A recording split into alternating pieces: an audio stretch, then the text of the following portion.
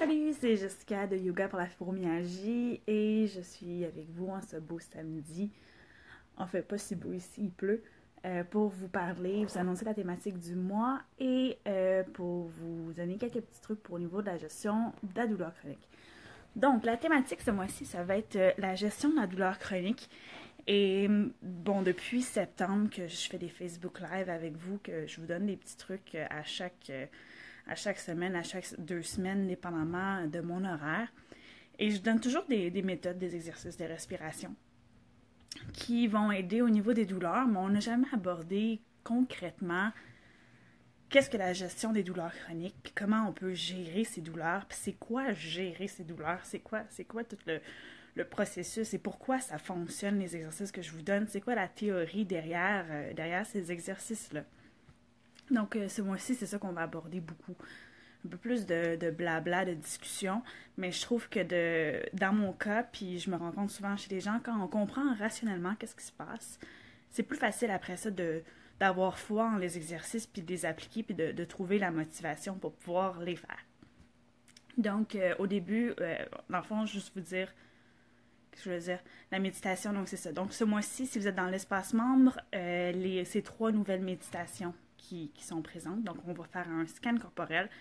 On va faire un exercice des sensations où on doit trouver d'autres sensations dans le corps autres que la douleur. Et il y a aussi un yoga nidra, le yoga nidra qui aide à...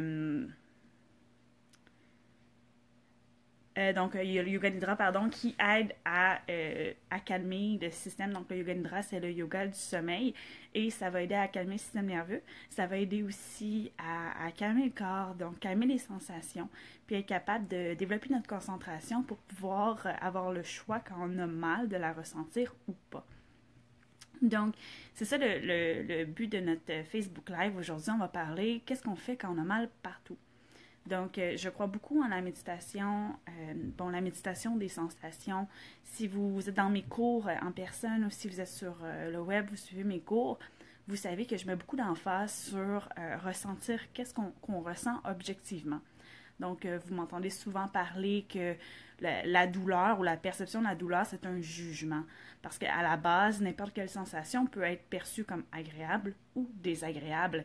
Et ça, c'est le cerveau qui va juger cette sensation-là. Pour vous donner un exemple, de la chaleur, quand il fait 40 degrés dehors, quand on est en train de mourir parce qu'il fait trop chaud, la chaleur va être perçue comme désagréable. Mais quand il fait froid, c'est l'hiver et qu'il y a le feu, même si la chaleur peut être très intense, on va la percevoir comme agréable parce qu'elle vient nous réchauffer. Donc, il y a objectivement la sensation de chaleur. Et ensuite, il y a le jugement qu'on pose sur cette sensation-là. Est-ce que c'est agréable ou pas selon la situation? On peut prendre toutes les sensations au même titre. Par exemple, de la pression. Un bon massage qui fait de la pression, ça va faire du bien. Puis des fois, juste de se faire squeezer ou de se faire pincer, qui est une pression, ça va être désagréable. Pourtant, c'est la même sensation. C'est juste le contexte va faire que le cerveau va interpréter cette sensation-là différemment et va envoyer un signal de douleur ou pas. Donc, avec la méditation des sensations, le yoga nidra, les scans corporels, ce qu'on essaie de faire, c'est de développer cette capacité-là, de pouvoir ressentir objectivement la sensation et essayer de mettre un filtre, ou du moins de mettre une barrière avant que tout de suite le cerveau vienne catégoriser douleur. Donc, on le sait quand on a la fibromyalgie, puis dans le temps, j'allais faire une marche, par exemple. Puis concrètement, quand je marche, si on prend l'exercice de marcher, les muscles vont s'activer, donc on demande une contraction musculaire, les fibres vont se contracter, il va y avoir le flux sanguin va augmenter vers les muscles, donc il va y avoir une chaleur qui va être ressentie parce que les muscles reçoivent plus de sang, donc plus de chaleur. Et aussi, quand on fait un effort physique plus élevé, il y a des micro-déchirures qui vont se passer au niveau des fibres musculaires et des fois, il va y avoir une sensation de brûlure. Donc ça, c'est ce on ressent objectivement. Et fibromyalgie ou pas fibromyalgie, tout le monde ressent ça. Ça, c'est juste comme ça que le corps fonctionne.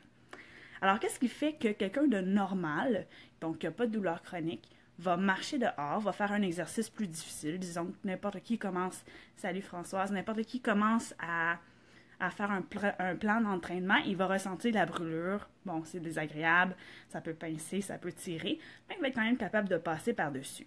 Versus quelqu'un qui a la fibromyalgie va faire le même exercice, puis on dirait que le cerveau va amplifier, salut Cathy, va amplifier cette réponse. Donc, ça va pas juste brûler, ça va brûler. Mais pourtant, ce qui se passe dans le corps, c'est la même chose. Qu'est-ce qui fait que le cerveau va catégoriser ça comme beaucoup plus intense, beaucoup plus menaçant, disons, et va amplifier les sensations de douleur.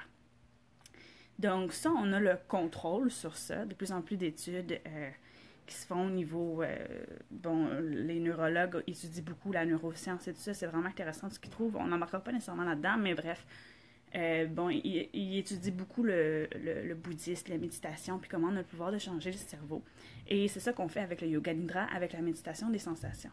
On essaie de mettre le petit frein pour reprendre le pouvoir de pouvoir dire « Hey, ça brûle parce que je suis en train de faire un exercice, mais c'est pas si pire. Je suis capable de passer, je suis capable de porter un jugement positif, de dire objectivement, je ressens une brûlure et je vais poser le jugement de c'est pas si pire en fait et je pose le jugement que je sais que rationnellement, je suis en train de développer ma masse musculaire, ce qui est positif. Donc, je vais continuer avec l'exercice versus là, j'ai pas le contrôle de mes douleurs, trop mal aujourd'hui. Ouais, c'est ça. Donc, c'est ça qu'on parle, t'es vraiment au bon Facebook Live. Donc, comment on fait ça? Il y a plusieurs façons que la méditation et les exercices comme ça vont nous aider à gérer quand on a mal partout. Donc, la première chose qu'on veut faire quand on a mal partout, c'est développer notre capacité à ne pas être aspiré par la sensation de douleur. Et c'est ça que le scan corporel va faire. Donc, dans le site de membre, vous avez l'exercice du scan corporel. Et en gros, c'est une méditation, il y a la petite musique, mais ce qui se passe dans cette méditation-là, et si vous faites mes cours aussi en personne, vous m'entendez souvent faire cette méditation-là, je vais nommer différentes parties du corps hyper rapidement. Donc, je vais dire les yeux, le nez, votre bouche, les joues, le menton, la gorge, aussi vite que ça. Et ce que vous essayez de faire, c'est ressentir ces parties du corps. Et le fait que ce soit aussi rapide, ce que ça fait, c'est que on développe la capacité de sentir, par exemple, le nez, mais vu qu'on saute tout de suite aux joues et ensuite tout de suite au menton, on a le temps de ressentir, mais sans rester aspiré, sans avoir le temps de réaliser si ça fait mal ou pas, de juger. Donc, on développe cette petite capacité-là de ressentir objectivement une partie du corps. C'est tellement rapide qu'on n'a pas besoin, on n'a même pas le temps de porter un jugement. Donc, le scan corporel, c'est très efficace pour ça. Donc, développer la capacité de ressentir objectivement et de ne pas avoir le temps de porter le jugement, c'est aussi hyper relaxant. Les scans corporels, en général, fibromyalgie ou pas fibromyalgie, ça apporte une grande détente. Parce que, justement, on n'a pas le temps d'être dans le jugement, on est resté dans l'observation objective, donc très près de la méditation, ça, on ne porte pas de jugement. Et au niveau du système nerveux, c'est hyper relaxant parce que quand le scan corporel est tellement rapide qu'on n'a pas le temps de ressentir la douleur, pendant ces 10 minutes-là, on ne ressent pas vraiment la douleur. On ressent notre corps tel qu'il est.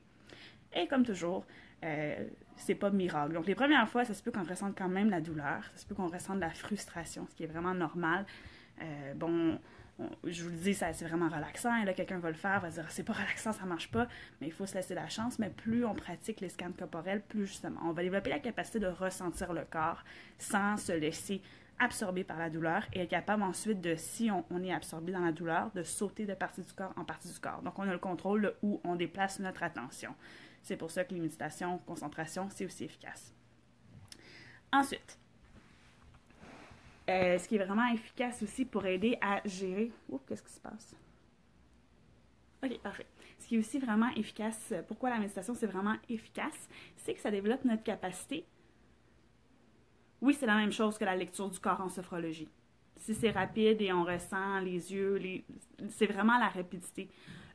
Les parties du corps, le nombre de parties du corps, la durée de l'exercice n'a pas vraiment d'importance. C'est vraiment le principe de scan corporel, conscience corporelle, lecture du corps. Souvent aussi, ça va être dit comme mot... en anglais, ils disent rotate the consciousness, c'est comme faire tourner la conscience autour du corps. Donc, il y a plusieurs façons de nommer ce type d'exercice-là, mais il faut juste tenir en compte que c'est nommer des parties du corps et essayer de ressentir différentes parties du corps en alternance, ce qui est très efficace et qui est vraiment la base pour pouvoir ensuite aller un peu plus loin avec ça. Donc, une fois qu'on a fait plusieurs scans corporels, qu'on a appris à ressentir les différentes parties du corps, on peut se permettre d'aller un petit peu plus loin et d'aller mettre un peu plus de concentration. Et cet exercice-là, c'est vraiment, selon moi, la base de répondre à la question « j'ai mal partout ». Donc, quand on est beaucoup en douleur Et veut pas, le cerveau a comme tendance à focuser sur la douleur. C'est difficile à éviter, c'est difficile à comme mettre notre attention ailleurs. On pense juste qu'on a une journée, puis il est arrivé une chose mauvaise dans la journée, puis on va avoir tendance à focuser, à mettre l'emphase sur cette chose négative-là, même s'il y a eu plein de choses positives dans notre journée aussi, il y a eu plein de moments amusants, le fun, etc. C'est la même chose au niveau des sensations. On a beau avoir des sensations dans notre corps qui sont agréables, notre cerveau va naturellement juste mettre l'emphase sur les sensations qui sont négatives. Donc, l'exercice des sensations, ça l'aide à ça justement. Ça l'aide à développer notre capacité à ressentir autre chose que la douleur. Et comment on va faire ça? C'est lors des méditations. On va se poser des questions. Donc, souvent, moi, j'aime bien précéder du scan corporel juste pour commencer à réveiller cette capacité-là de ressentir le corps de façon objective. Et quand l'exercice va commencer, par exemple, je veux dire, essayez de trouver votre endroit dans votre corps qui est le plus chaud. Et là, on ressent le corps et on trouve un endroit dans le corps où la sensation de chaleur est présente. Et c'est pas nécessaire, c'est pas important de trouver l'endroit où c'est le plus chaud. On ne cherche pas à savoir est-ce que c'est une chaleur qui est agréable ou désagréable. Donc, c'est encore, on est dans le jugement. On veut savoir objectivement où est la chaleur dans le corps. Et une fois qu'on trouve cet endroit où il y a une sensation de chaleur, on se concentre à ressentir la chaleur et rien d'autre. Et on se concentre à ressentir objectivement. Donc, qu'est-ce qu'on ressent réellement? Sans dire est-ce que c'est agréable ou désagréable, toujours dans l'objectivement. Et ensuite, on peut poursuivre l'exercice, dire, bon, où je ressens le froid, où je ressens des picotements, où je ressens des engourdissements, des pressions, des étirements, des contractions, de la détente, tout ce qui est objectif, des sensations objectives.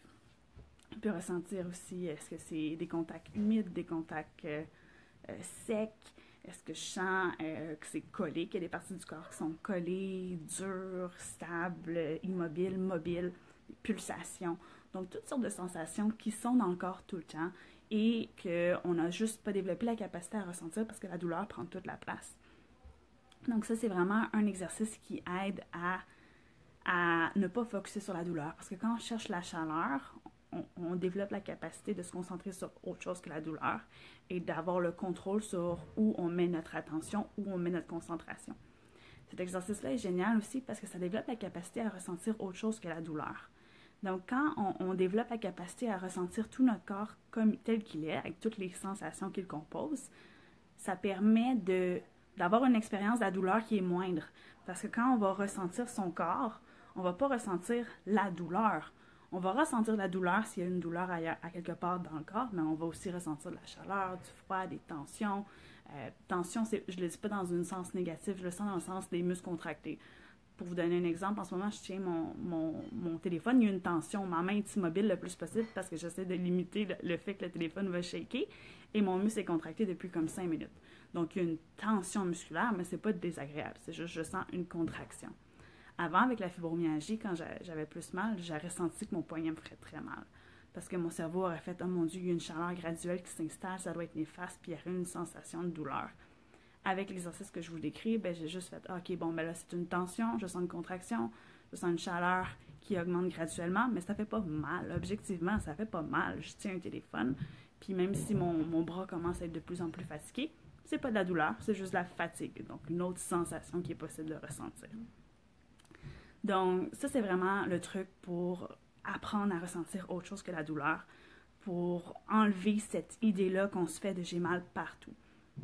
Et quand on va commencer ce genre d'exercice-là, d'essayer de ressentir autre chose que de la douleur, des sensations, c'est vrai, je tiens mon téléphone, oui, c'est ça.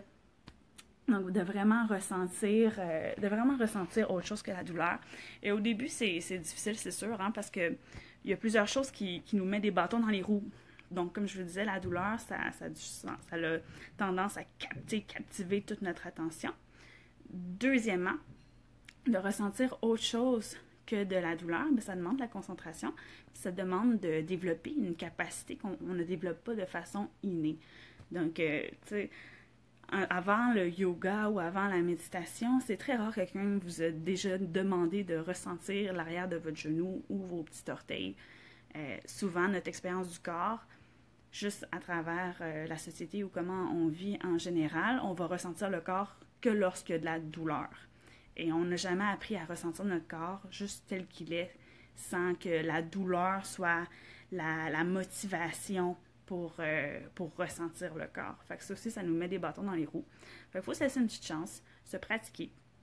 Et même si au début, quand on commence ce genre de pratique-là, d'essayer de ressentir différentes sensations dans le corps, même si l'impression est qu'on a mal partout, on n'a jamais mal partout.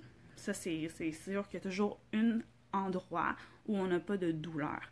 Et il faut la trouver sans se mettre trop de pression. Donc, ça se peut qu'au début, ça prenne 4, 5, 6 pratiques avant d'avoir une expérience de ce type de motivation qui est correct. Donc, c'était pas si pire.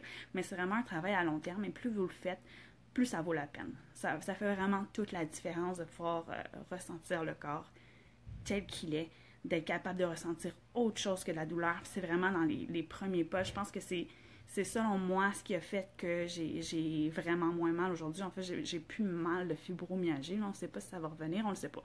Mais je suis capable d'entraîner mon corps à ressentir autre chose. Pour vous dire, en ce moment, j'ai les pieds vraiment gelés.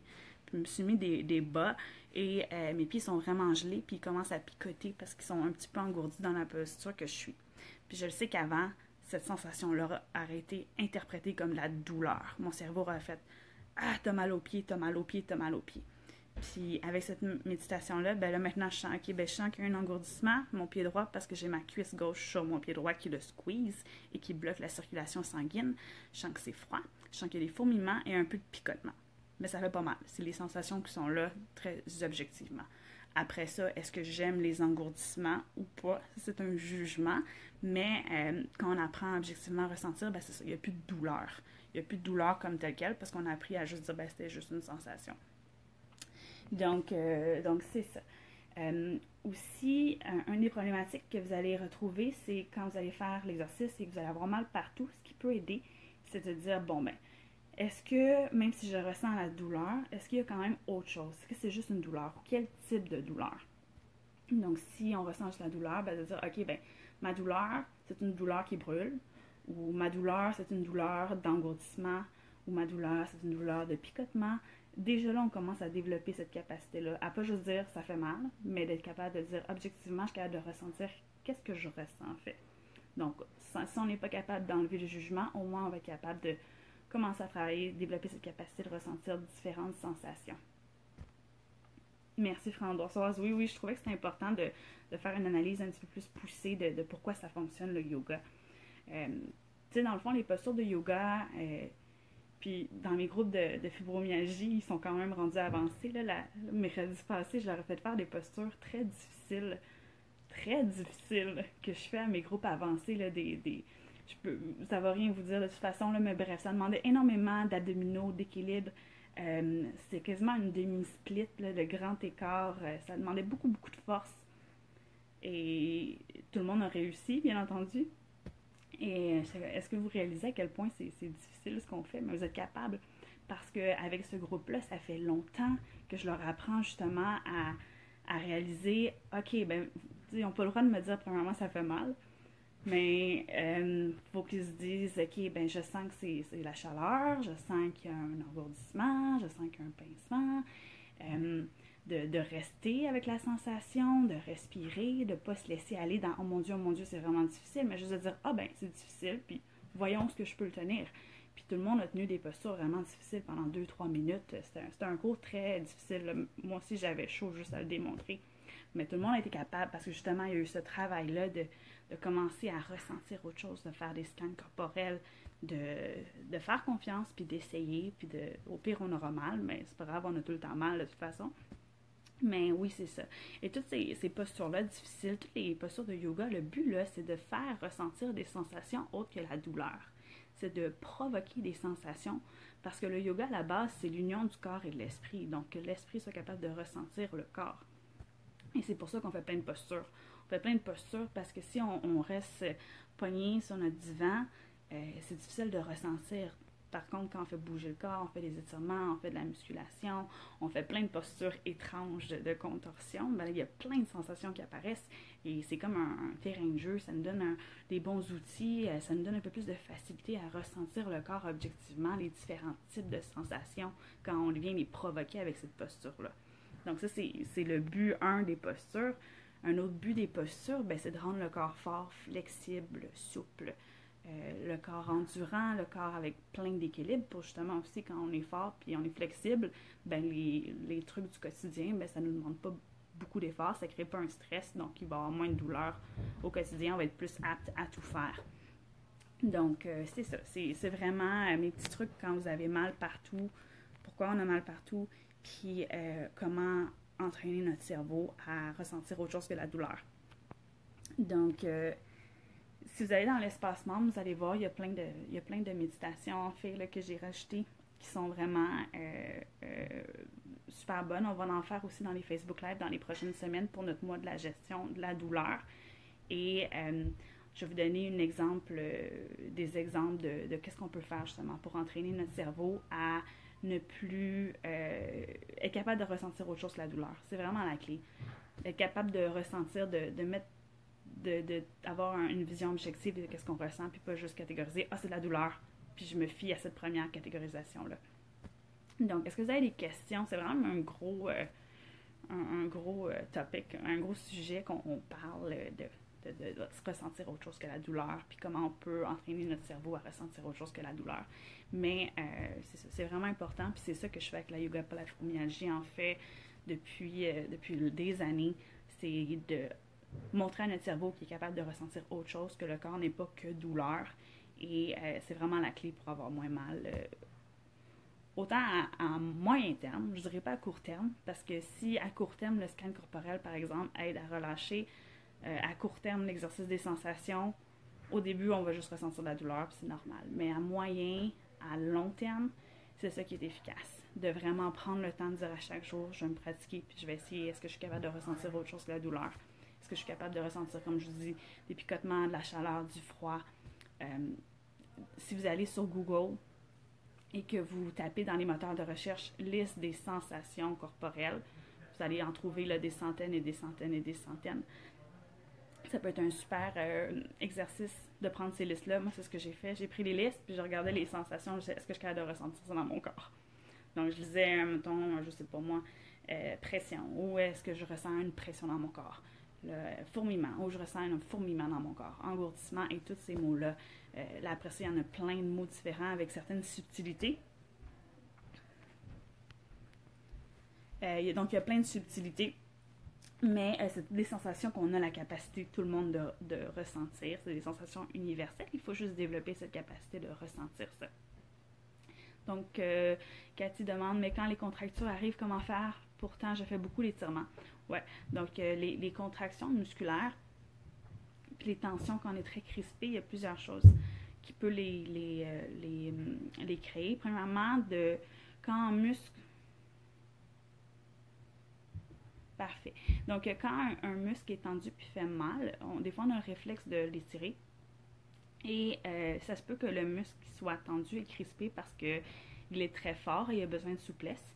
Ça se peut aussi que le muscle est crispé parce qu'il n'est pas assez fort, donc il est trop faible.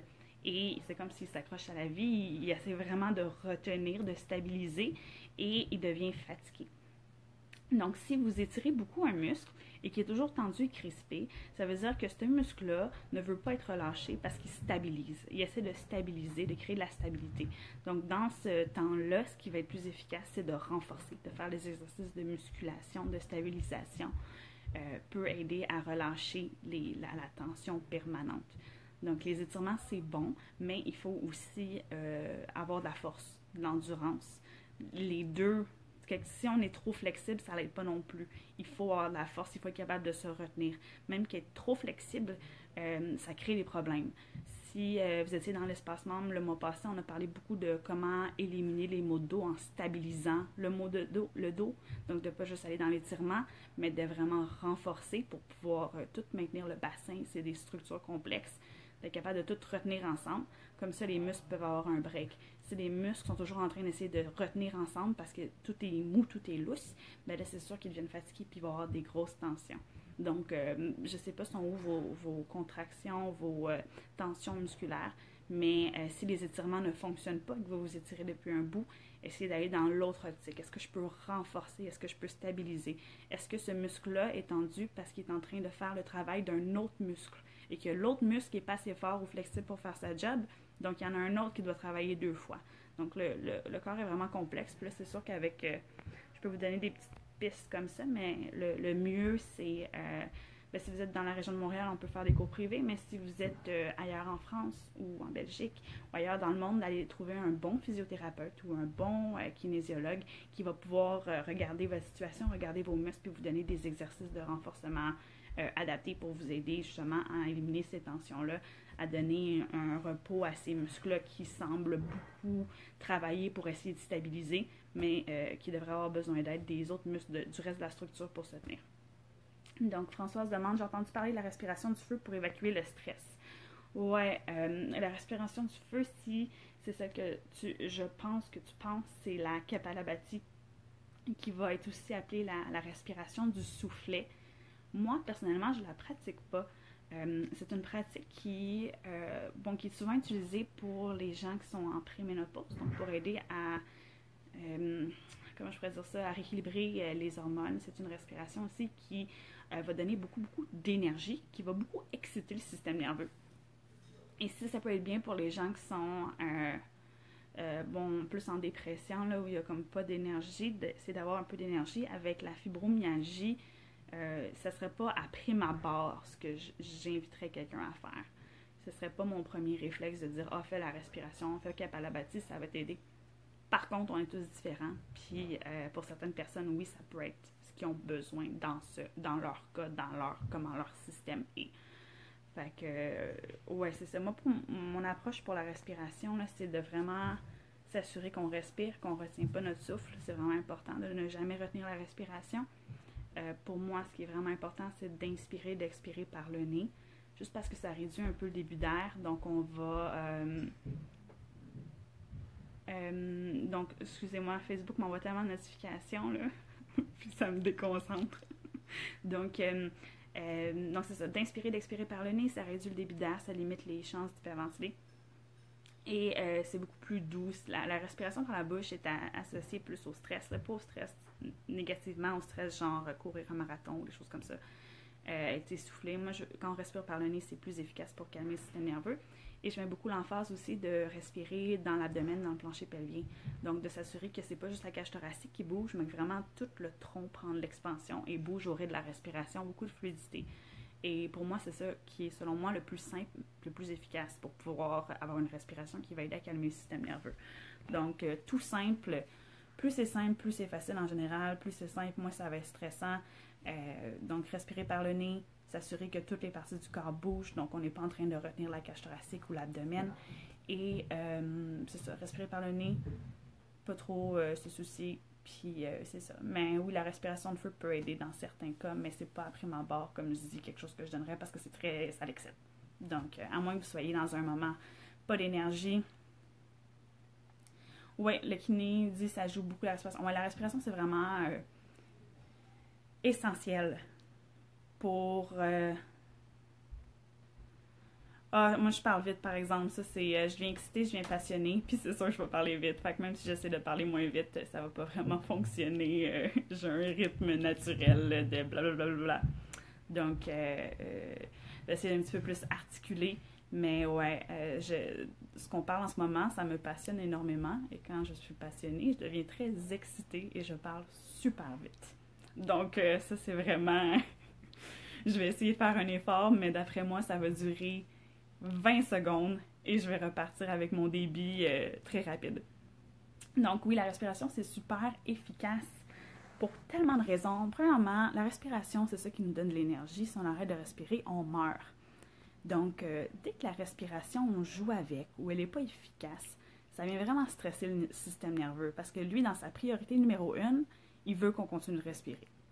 Fait que c'est pour ça que je disais la respiration de feu peut être stressante. Si on vient jouer avec les paramètres de la respiration et c'est ça, pour le système, il peut prendre ça comme stressant. Il va dire qu'est-ce qu'elle fait, qu'est-ce qui fait de jouer avec mon mécanisme de survie, la respiration, et ça va créer du stress. Pour d'autres personnes, ça le fera pas. Fait que c'est vraiment, chacun est différent.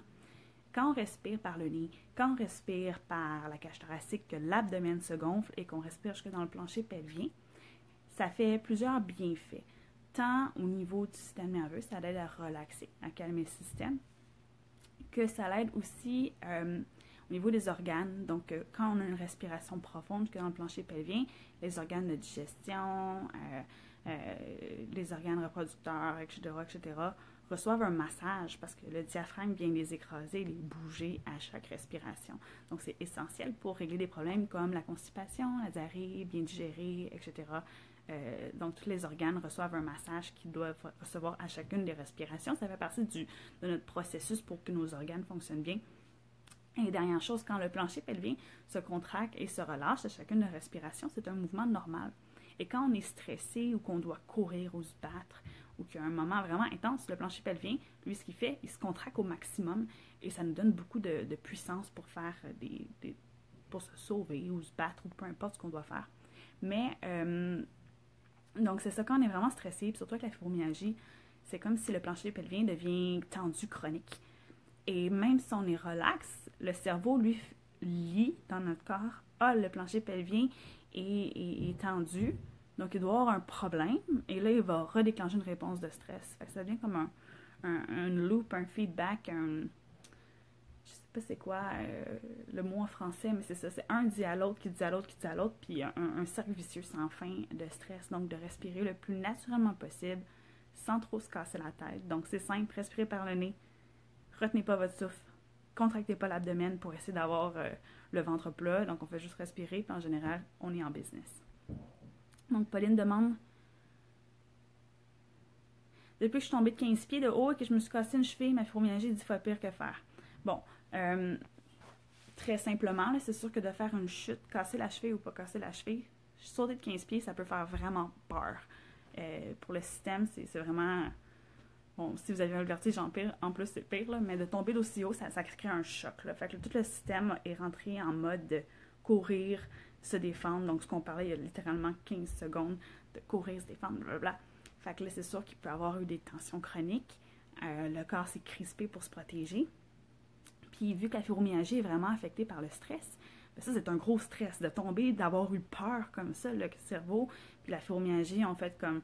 Si on les fait parler, ils disent comme « Oh my God! » Puis c'est sûr que les symptômes peuvent être amplifiés. Fait que ce qui va aider vraiment à diminuer après ce choc immense, c'est vraiment la régulation du système nerveux, donc de calmer le système nerveux, tout ce qui est respiration, méditation, comme on en parlait au début de la vidéo. Je ne sais pas si vous êtes depuis le début, mais de toute façon sur Facebook, après on peut toujours revoir l'enregistrement.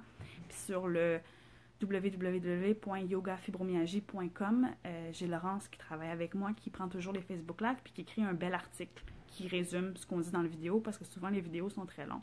Fait que vous allez pouvoir voir aussi ce qu'on a parlé avant, mais tout ce qui est méditation, scan corporel, ça aide à régulariser le système nerveux et à calmer, auto-régulariser le système nerveux. Et après ça, tout ce qui est mouvement va aider à réhabiliter autant votre cheville que juste tout le corps. S'il y a eu beaucoup de muscles qui sont contractés pour comme stabiliser. Donc, c'est ça. C'est ça, bouger, ça va aider. Puis après ça, c'est sûr qu'après un choc, après chaque choc, c'est comme si on tombe un peu plus bas parce que les chocs s'accumulent. Mais peu importe le nombre de chocs, il y a toujours moyen de s'arranger. Oui, le site, dans le fond, Cathy dit, il faudra marquer le site. Le site, c'est www.yogafibromyalgie.com. Sur la page Facebook, il est là. Donc, ça va être marqué le site yogafibromyalgie.com. Si vous allez dans l'entête, la bannière de la page Facebook, là, c'est marqué Découvrir l'espace membre avec des fleurs mauves. Si vous cliquez sur En savoir plus, ça vous amène sur la page de l'espace membre, mais ça vous amène aussi sur le site yogafibromyalgie.com/espace membre. Puis là, vous allez voir toutes les petits onglets, ressources gratuites, vous allez voir contacts, vous allez voir à propos, ma biographie et tout ça.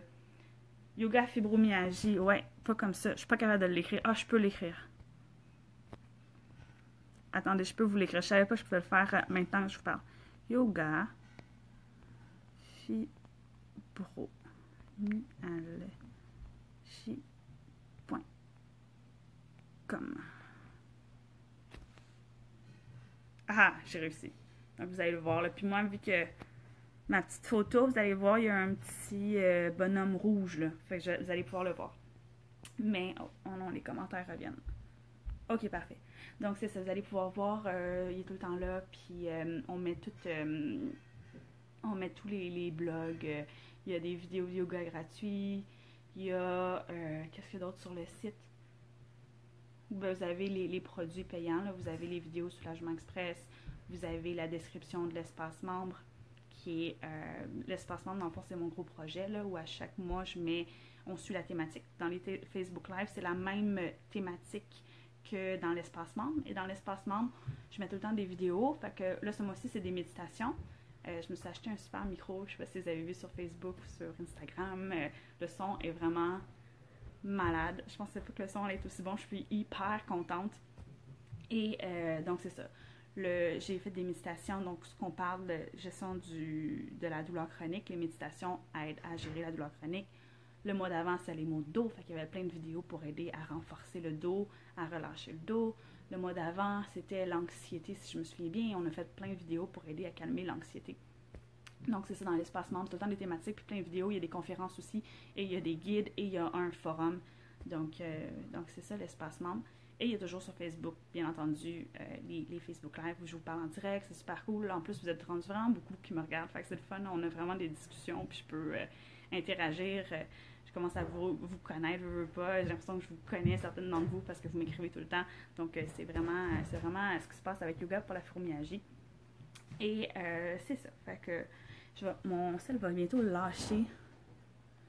Parce que là, il est particulièrement long, le Facebook Live. C'est bien le fun, mais je suis en train de drainer ma batterie. Puis je pense que je suis sur le bord il est sur le bord de mourir parce qu'il m'a envoyé mon petit... Ok, il reste 3% de batterie. 3%. Alors, si vous avez une dernière question, go. Et ça peut lâcher d'un moment à l'autre. Donc, je vous répondrai par commentaire.